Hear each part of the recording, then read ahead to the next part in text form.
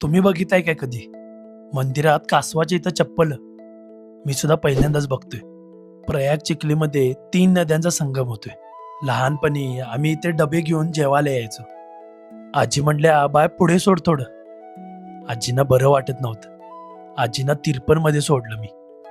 कोलोलीत पोहोचलो. गाडाई देवीचं दर्शन घेतलं. कुर्ली गावात ही गाडाई देवीचं मंदिर आहे. ही देवी सर्व लोकांना नवसाला पावते. आता या देवीच्या त्या कासवाच्या जवळ एक स्टेज केलेलं आहे आणि तिथं चप्पल ठेवलेली आहेत. ती देवीची वाहनं आहेत.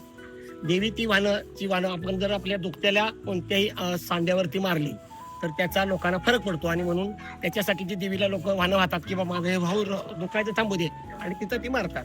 याशिवाय आमचा हा गाव असा शेती म्हणजे सुजलाम सुफलाम आहे. कासारा नदीचं आम्हाला बारमाही पाणी आहे.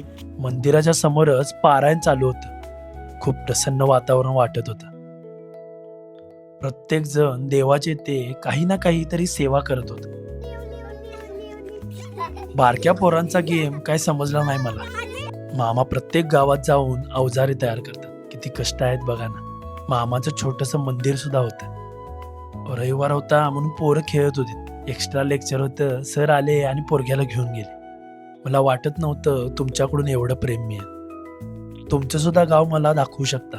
गाव फक्त खेडेगाव असलं पाहिजे. अपडेट झालेलं नको. कमेंटमध्ये नक्की सांगा. भेटू लवकरच तुमच्या गावामध्ये सुद्धा.